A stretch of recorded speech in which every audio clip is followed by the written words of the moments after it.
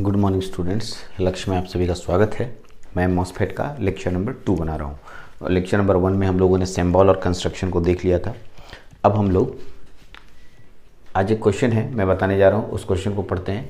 Why it's name is MOSFET and what is the importance of SiO2 layer in MOSFET. MOSFET में SiO2 layer का और SiO2 layer का क्या काम है, ठीक है, इसका क्या इंपॉर्टेंस है, दूसरा कि इसका नाम मॉसफेट क्यों पड़ा। ये दो क्वेश्चंस मैंने अपने मन से लिखे हैं ताकि आपको कोई कंफ्यूजन ना हो। चलिए इन दोनों क्वेश्चनों का आंसर हम लोग देखते हैं। इसका नाम मॉसफेट क्यों पड़ा ये हम लोग समझते हैं। सबसे पहले मॉसफेट को मॉसफेट क्यों बोलते हैं, तो मॉसफेट का पहले पूरा नाम देख लीजिए।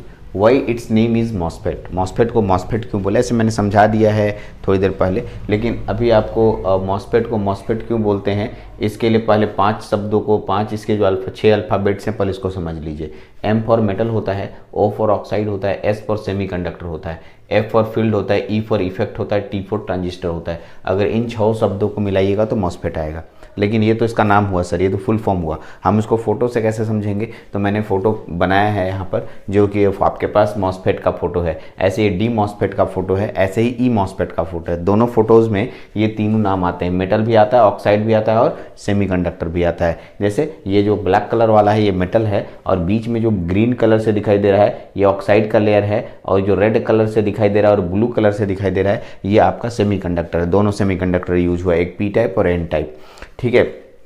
तो इन्हीं 3 मटेरियलों के कारण इसे नाम दे दिया गया मॉस नाम हुआ। लेकिन फेट नाम इसलिए आया क्योंकि ये फील्ड इफेक्ट ट्रांजिस्टर यानी कि यूनिपोलर डिवाइस, एक बैटरी पे काम करने वाला डिवाइस है। जैसे जेफेट काम करता है वैसे ये मॉसफेट भी काम करता है, इसीलिए ये फील्ड इफेक्ट पे काम करता है, यानी बैटरी के सप्लाई पे ही इसका पूरा चेंजिंग आता है। आगे चल के इसको ये भी सीखेंगे, एक लाइन नोट कर लीजिए, it is a voltage controlled device. Note कीजिए, it is a voltage controlled device. MOSFET is a voltage controlled device. क्या मैंने बोला, MOSFET is a voltage controlled device, ठीक है। मॉसफेट एक वोल्टेज कंट्रोल डिवाइस माना जाता है। तो सर वोल्टेज कंट्रोल्ड और करंट कंट्रोल्ड कैसे समझते हैं इसके बारे में भी मैं आपको जिक्र कर दूंगा, लेकिन अभी उस पर नहीं आया समय कि कैसे हम किसी डिवाइस को डिसाइड करते हैं कि वो वोल्टेज कंट्रोल्ड है या करंट कंट्रोल्ड है। जैसे BJT is a current controlled device. BJT जो हम लोगों ने पढ़ा वो करंट कंट्रोल डिवाइस है। नोट कर लीजिए, BJT is a current control device, copy में कहीं नोट कीजिए। और मॉसफेट या फेट ही सीधा लिखिए, FET is a voltage control device. FET में 2 लोग आते हैं, जेफेट और मॉसफेट, दोनों के दोनों वोल्टेज कंट्रोल्ड डिवाइस है, ठीक है।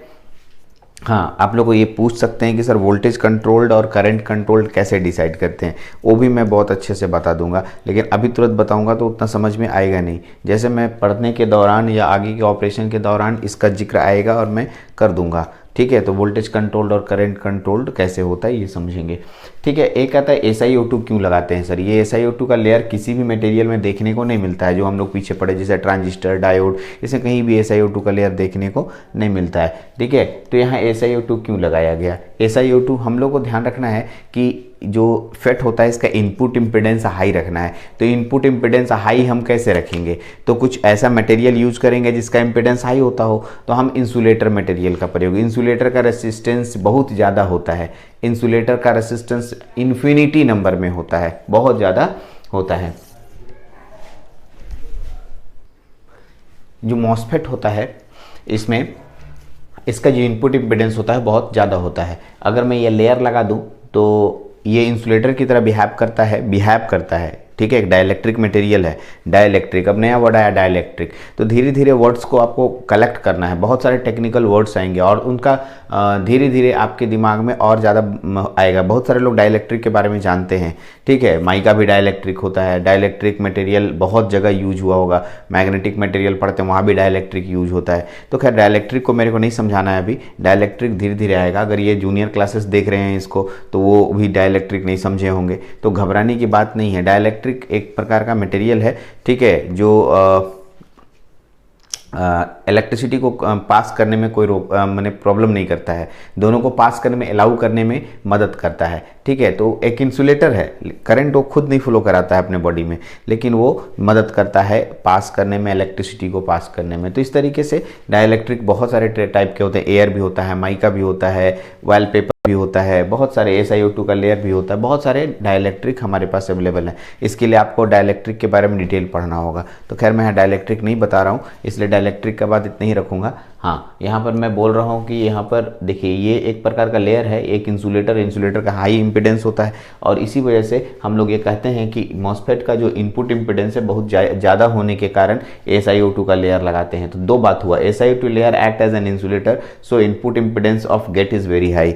बहुत इंपॉर्टेंट है ये गेट, इनपुट इम्पिडेंस गेट का, ठीक है, यानी कि मॉस्फेट का, गेट की जगह मॉस्फेट भी लिख सकते हैं कि मॉस्फेट का इनपुट इम्पिडेंस बहुत ज़्यादा होता है। गेट से ही इनपुट दिया जाता है, गेट से ही इनपुट दिया जाता है, गेट सोर्स इनपुट होता है, ड्रेन और सोर्स आउटपुट होता है। फिर से सुनिए, गेट और सोर्स इनपुट होता है, ड्रेन और सोर्स आउटपुट होता है। तो ये कैसे पता चलेगा? बैटरी नहीं लगाने सिखाएं, बैटरी लगाने सिखाएंगे तो आपको इनपुट और आउटपुट क्लियर हो जाएगा। कहीं ना कहीं से तो इनपुट हम देंगे और कहीं ना कहीं से तो आउटपुट लेंगे, तो वो इनपुट हम आउटपुट अभी सिखाने वाले हैं बैटरी लगाकर, ठीक है। तो इसी वजह से हाई इंपीडेंस होने की वजह से, ठीक है, हाई इंपीडेंस लाने के लिए हम लोग SiO2 का लेयर लगाते हैं। और इसका दूसरा कारण है, हमको गेट करंट जीरो भी करना है। ऐसा क्यों? तो थोड़ा देर बाद ही भी पता चलेगा, ऑपरेशन में ही पता चलेगा कि गेट करंट का मान हमें क्या करना है, जीरो करना है। गेट करंट का मान क्या करना है, जीरो करना है। गेट करंट का मान जीरो क्यों करेंगे, ठीक है। तो गेट करंट का मान जीरो करने का कुछ खास कारण है, जब मैं ऑपरेशन पे आऊँगा तो बताऊँगा गेट करंट का मान जीरो क्यों करेंगे, उसी से कंट्रोल हो सकता है, ठीक है। तो गेट करंट का मान जीरो करने के लिए भी हम लोग SiO2 का लेयर यहाँ लगाते हैं। तो ये बात क्लियर हो गया कि मैंने आपको मॉस्फेट के नाम और मॉस्फेट में जो SiO2 का लेयर लगा उसके बारे में बताया। हाँ, अब सस्पेंस ये है कि सर ये ऑपरेट कैसे करता है, एक एक करके ऑपरेशंस बताइए और समझाइए, ठीक है। लेकिन ऑपरेशन बताने से पहले मैं कुछ बातों को आपके सामने रख दूँ, ठीक है। कुछ लोगों का फ़ोन आएगा ही मेरे को, और उम्मीद है आना चाहिए, क्योंकि बहुत सारी किताबें बाज़ार में अवेलेबल है।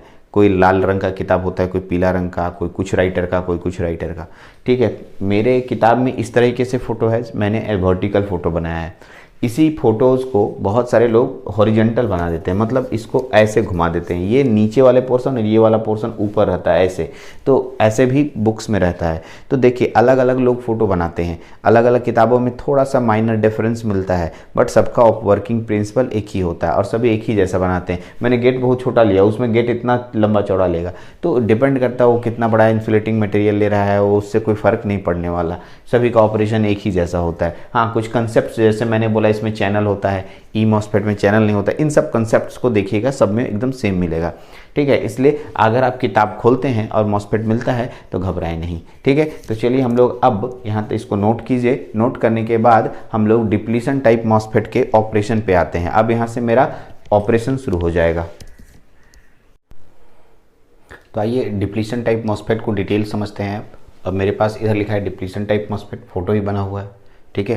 फिर से फ़ोटो बनाइएगा आप, अभी जो फ़ोटो बनाए थे वो तो सिंबल के लिए बनाए थे, 2-3 बार फ़ोटो बनाइएगा तो बनाते बनाते याद भी हो जाएगा, इसलिए मैं 2-3 बार बनाने के लिए बोल रहा हूँ।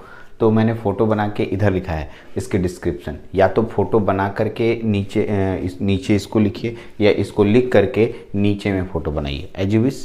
तो आप अपने से पढ़ लीजिएगा। अगर इसको लिखने के बाद फ़ोटो बनाते हैं तो गिव एंड बिलो लिखिएगा, फिगर गिव एंड बिलो लिखा होगा।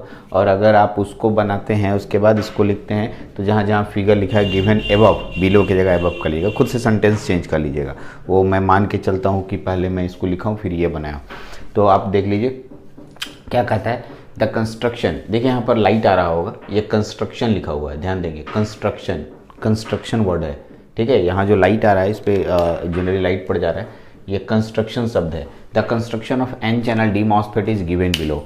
ये एन चैनल डी मॉस्फेट का एक कंस्ट्रक्शन है जो कि मैंने यहाँ पर बनाया है, नीचे बनाना है इसको, ठीक है। A P type of semiconductor material is used as a substrate. देखिए यहाँ पर ये जो बड़ा सा पी टाइप मटेरियल होता है, ये जो ब्लू कलर से है, यही सबस्ट्रेट इसी से निकाला जाता है, ठीक है। Usually the substrate is internally connected to the source terminal. मैंने आपको बताया भी था कि ये सबस्ट्रेट होता है, ये अंदरूनी भाग से ये सोर्स से कनेक्टेड होता है। ये देखिए, इसको हम लोग ड्रेन मानेंगे, इसको हम लोग गेट मानेंगे और इसको हम लोग सोर्स मानेंगे। तो ये सबस्ट्रेट सोर्स के साथ कनेक्टेड इंटरनली होगा। थोड़ी देर में मैं आपको बताऊंगा कि इंटरनली कनेक्टेड कैसे किया जाता है, जो कि मैं अभी जस्ट थोड़ी देर में ऑपरेशन शुरू करूँगा तो इसका इंटरनल कनेक्शन भी दिखाऊँगा।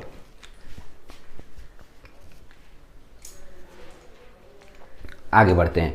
The drain and the source terminal are connected to the N type region. Drain and, देखिए ड्रेन और सोर्स टर्मिनल जो है एन टाइप रीजन से कनेक्टेड है। ये देखिए, और किसके द्वारा, ये मेटालिक कॉन्टैक्ट से कनेक्टेड है, थ्रू दी मेटालिक कॉन्टैक्ट। अच्छे से पढ़िए लाइन बाय लाइन, समझ में आ जाएगा। The drain and source terminal are connected to the N type region through the metallic contact. ये मेटालिक कॉन्टैक्ट से इसके साथ कनेक्टेड है। These N type region are linked with each other, ठीक है। ये जो मेटालिक कॉन्टैक्ट है देखो, कहता है दीज एन टाइप रीजन, अंदर वाला जो रीजन है ये एक दूसरे से लिंक रहते हैं। लिंक मतलब जुड़े हुए रहते हैं, मतलब चैनल बना हुआ है, ठीक है। इसी को कहते हैं चैनल प्रेजेंट, ठीक है। These N type region are linked with each other by N channel shown in the figure में एन चैनल के द्वारा ये जुड़े रहते हैं, ठीक है। इसीलिए इसका नाम एन चैनल डी मॉसफेट पड़ता है। आगे बढ़ते हैं। The gate terminal is insulated from the N channel. देखिए यहाँ ये गेट जो है इंसुलेटेड होता है चैनल से। चैनल से गेट का कनेक्शन इस SiO2 के द्वारा है, और SiO2 को हम लोग इंसुलेटर नाम देते हैं, इसलिए गेट जो है इंसुलेटेड रहता है, इसी को इंसुलेटेड कहते हैं। ये जो मेटालिक कॉन्टैक्ट है अंदर तक नहीं है, यानी ये मेटालिक कॉन्टैक्ट इस चैनल से डायरेक्टली कनेक्टेड नहीं है, इसलिए इंसुलेटेड गेट बोलते हैं। From the N channel by thin silicon dioxide layer. Silicon dioxide layer से कनेक्टेड बीच में रहता है, इसकी वजह से इंसुलेटेड गेट बोला जाता है। यहाँ तक तो समझ गए होंगे आप अच्छे से इसको, ठीक है। इसको नोट कीजिए। अब मैं इसके ऑपरेशन पे बात करता हूँ, इसका ऑपरेशन कैसे करेंगे। चलिए इसके ऑपरेशन को समझते हैं। मेन ऑपरेशन ही है, बाकी तो मैंने अच्छे से समझा दिया है, लिखा भी दिया है, अच्छे से समझ भी रहे होंगे आप। तो अब इसके ऑपरेशन पे बात करते हैं। चलिए हेडिंग डालिए ऑपरेशन। देखिए इसके ऑपरेशन को समझते हैं। ऑपरेशन के लिए मैंने केस फर्स्ट लिखा है, पहला केस। दो केस बनेंगे, ऐसे 3 केस में भी इसको बना सकते हैं, लेकिन पहला केस में मैं क्या कर रहा हूँ, ध्यान से देखेंगे इसको। ये वाले जो सर्किट है इसको, कि हर केस में एक सर्किट डायग्राम बनाना होगा आपको। मैं बार बार बोल रहा हूँ, सर्किट डायग्राम यानी ये फोटोज़ को इतनी बार बनाइए कि बनाते बनाते याद हो जाए। तो मैं इस केस के लिए अलग फ़ोटो, फिर अलग केस के लिए अलग फ़ोटो, हर केस में आपको फ़ोटो बनाने बोलूँगा। इसलिए प्लीज़ कंसंट्रेशन से आप बनाएंगे और अच्छे से बनाएंगे, ठीक है, जैसे मैं बना रहा हूँ। तो देखिएगा केस नंबर 1 में सबसे पहले बोलता है, केस नंबर 1 बोलता है कि सबसे पहले VDS टेकन, VDS बराबर V वोल्ट लेना है और VGS बराबर 0 वोल्ट लेना है। ये केस पहला केस है जिसको कि आपको लेना है। क्या क्या लिया, VDS बराबर V वोल्ट। तो आप देख लीजिए, सबसे पहले VDS को समझिए। ये हो गया ड्रेन मान लेते हैं इसको, और इसको क्या मान लेते हैं, सोर्स। तो ड्रेन और सोर्स के बीच में एक बैटरी लगेगा, यहाँ एक बैटरी लगा सकते हैं आप।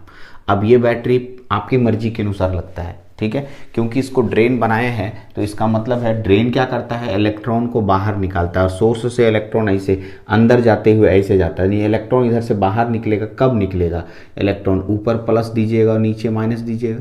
इसको उलट भी सकते हैं, जैसा कि अगर आप मेरे से फेट पढ़े हैं और अगर आप फेट का कंसेप्ट जानते हैं, एकदम सेम टू सेम ऐसा ही बैटरी लगाने के लिए बोले थे। वहाँ पर ये नहीं बोले थे कि ऊपर प्लस नीचे माइनस, नीचे प्लस ऊपर माइनस भी हो सकता है। वो डिपेंड करता है कि आप सोर्स और ड्रेन किसको नाम लिए हैं। तो मैंने ऊपर में ड्रेन लिया है, नीचे सोर्स लिया है, इसका मतलब माइनस के कारण यहाँ से इलेक्ट्रॉन दौड़ना शुरू करेगा। अब मैं इस चैनल को मिटा रहा हूँ, इस चैनल शब्द यहाँ से हटा रहा हूँ, क्योंकि मेरे को दिखाना है कि इलेक्ट्रॉन कैसे दौड़ता है, ठीक है। यानी यहाँ पर से मैंने इलेक्ट्रॉन को दौड़ते हुए दिखाऊंगा, इसीलिए आपको मैं इन सब को मिटा रहा हूँ ताकि हिचपच ना हो, बढ़िया से नज़र आ जाए आपको। क्या होगा कि यहाँ जो इलेक्ट्रॉन मौजूद होता है, ढेर सारा इलेक्ट्रॉन है, ये वाला, ये इलेक्ट्रॉन ऊपर की ओर जा रहा है, ये इलेक्ट्रॉन ऊपर की ओर जाएगा, ये इलेक्ट्रॉन इधर की ओर निकलेगा, ऐसे। तो इस तरह से इलेक्ट्रॉन का यहाँ से निकलना स्टार्ट हो जाएगा, ठीक है। आइए इस बैटरी का नाम कहलाता है VDS। क्या कहलाता है, VDS। तो मैंने क्या लिखा, VDS बराबर V वोल्ट। जितना मन है, जितनी ज़रूरत है उतना ले सकते हैं। V का मतलब 1 वोल्ट, 2 वोल्ट, 3 वोल्ट, 4 वोल्ट, ये आपकी मर्जी के अनुसार है। आप लैब में रहेंगे, एक्सपेरिमेंट के अनुसार उस समय लेंगे। दूसरा बैटरी बोलता है VGS बराबर 0। जब भी कोई वोल्टेज को 0 करना होता है, हम लोग उसको शॉर्ट कर देते हैं। तो यहाँ से मैं इसको ऐसे करके जोड़ दूंगा और ऐसे दिखा दूंगा और लिख दूंगा VGS बराबर 0। अगर मैं किसी चीज़ को शॉर्ट कर देता हूँ तो वहाँ पर वोल्टेज 0 हो जाता है, इसलिए मैंने इसको शॉर्ट कर दिया। यानी यहाँ पर VGS, गेट और सोर्स के बीच में कोई बैटरी नहीं लगाना है, गेट और सोर्स के बीच में कोई बैटरी नहीं लगाएंगे। हाँ सर, सबस्ट्रेट को ऐसे ही छोड़ दें, तो नहीं सर, आप ऐसे मत छोड़िए। मैंने आपको क्या बोला था, सबस्ट्रेट का कनेक्शन सोर्स के साथ होता है, आप सोर्स के साथ जोड़ दीजिए, किसी बैटरी के साथ नहीं जोड़ते हैं। सबस्ट्रेट का काम सिर्फ यहाँ पर इस मटेरियल के चार्ज कैरियरों को एक्टिव मोड में लाना होता है। बस इसलिए सबस्ट्रेट को सोर्स के साथ कनेक्ट कर देना है। सबस्ट्रेट को किसके साथ कनेक्ट करना है? सोर्स के साथ। ये सबस्ट्रेट इस तरह के मटेरियल के अंदर के चार्ज कैरियर को एक्टिव मोड में रखता है। सर ये एक्टिव क्या होता है समझाइए? उनको जिंदा रखता है, मतलब उनके चार्ज कैरियर, देखिएगा थोड़ी देर में डिप्लीशन प्रोसेस होगा जो कि इसलिए इसका नाम डिप्लीशन टाइप मॉसफेट पड़ा है, तो भी मैं बताऊंगा। चलिए मैं पहला केस बन चुका है, यही पहला केस का फोटो है। इस पहले केस के पूरे डिस्क्रिप्शन को समझते हैं। To understand the operation of N channel D MOSFET we take positive VDS supply. इसको पॉजिटिव बोलते हैं। पॉजिटिव का मतलब बैटरी इधर लगाओ उधर लगाओ कोई फर्क नहीं पड़ता, कैसे भी बैटरी लगाओ उसको पॉजिटिव बोलते हैं। और VGS का मान कितना लेना है? 0। तो VGS का मान मैंने 0 लिया है। Due to positive voltage applied to the drain, drain में देखिए, ड्रेन में पॉजिटिव वोल्टेज अप्लाई करने के कारण ये इलेक्ट्रॉन को अपनी ओर खींचता है। Drain free electron from the channel are attracted, attracted माने खींचा जाना, टू दी ड्रेन, ड्रेन की तरफ, चैनल में जो उपस्थित इलेक्ट्रॉन है ड्रेन की तरफ अपनी ओर खींचा जाएगा। And drain current start flowing it, और इसके अंदर एक ड्रेन करंट का प्रवाह स्टार्ट हो जाएगा।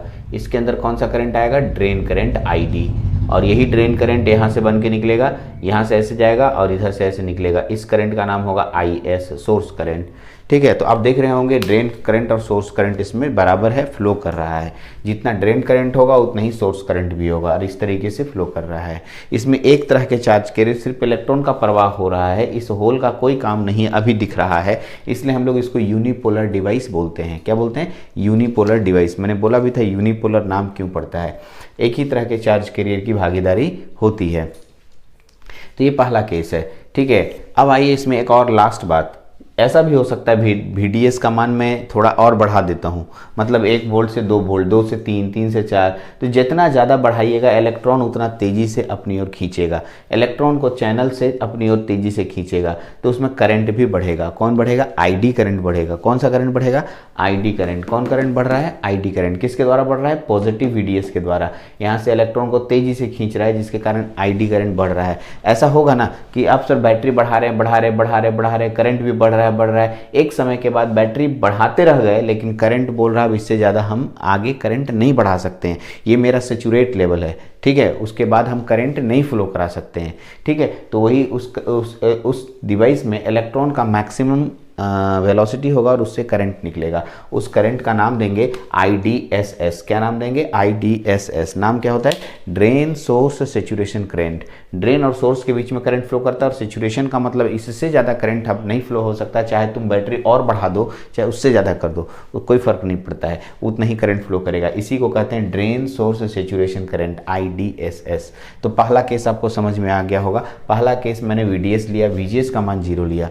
ये समझाना चाहा कि VDS सप्लाई से ड्रेन करंट और सोर्स करंट का प्रवाह होता है, जितना ज़्यादा VDS का मान लेंगे उतना ज़्यादा ID का मान बढ़ेगा। ये बात क्लियर हो गया। हाँ, मैक्सिमम ड्रेन करंट को हम लोग IDSS बोलते हैं, ये मैंने अभी तक समझाया।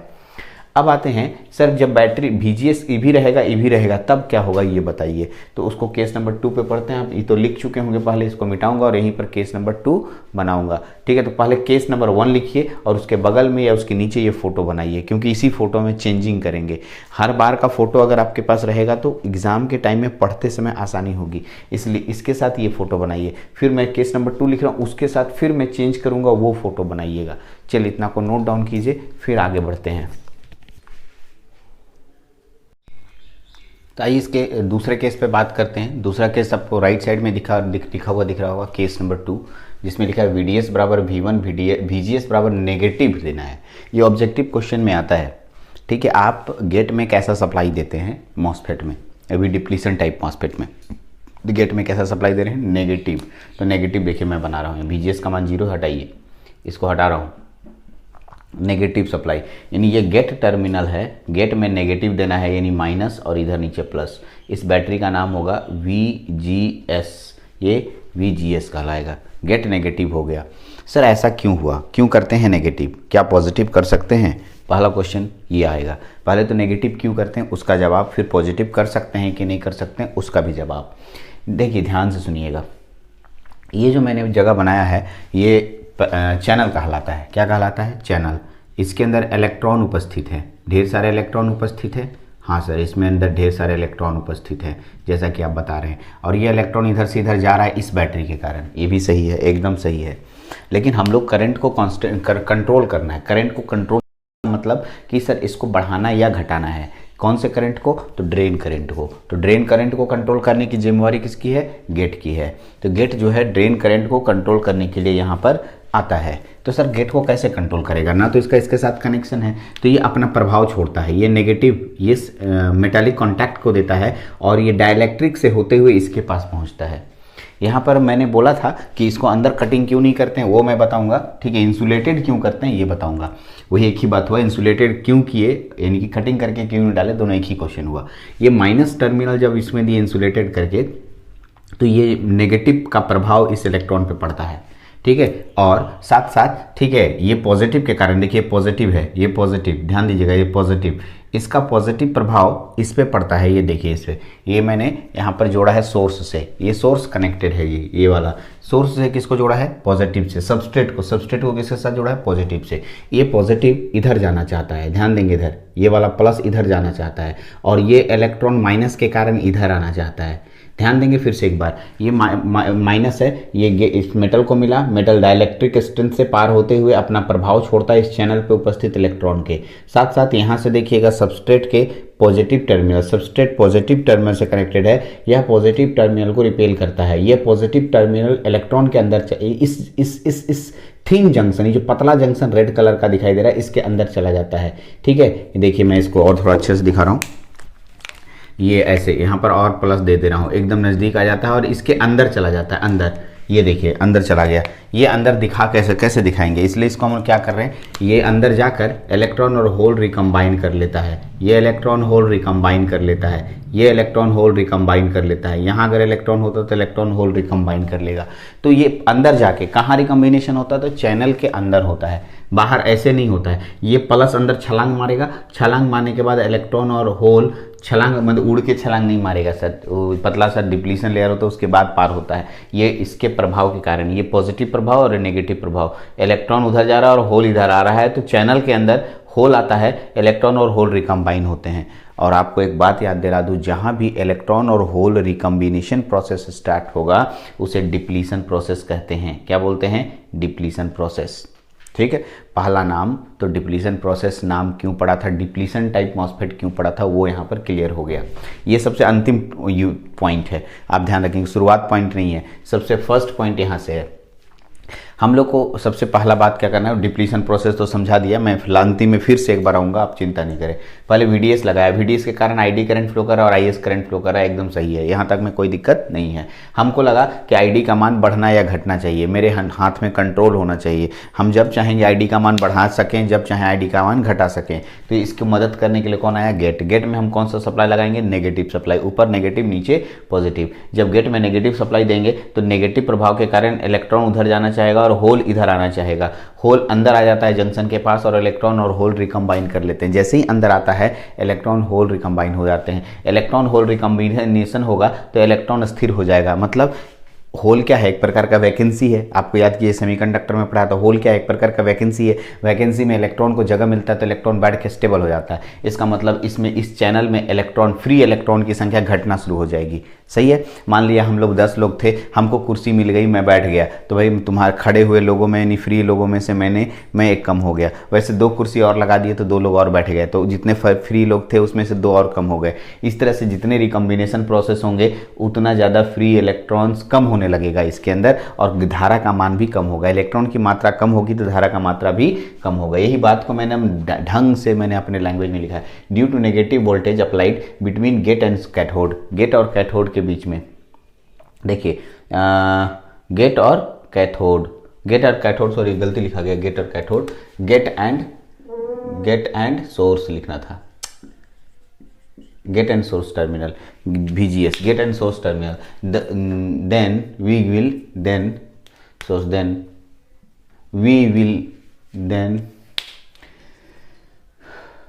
terminal, then we get will tend to repel the, then यहाँ थोड़ा सा लाइन थोड़ा सा लगता है गड़बड़ा गया है, मैं इसको सुधार देता हूँ। नहीं ठीक ही है, यहाँ पर n नहीं होगा क्योंकि सोर्स टर्मिनल के बाद कॉमा है, कॉमा के बाद रुकिएगा।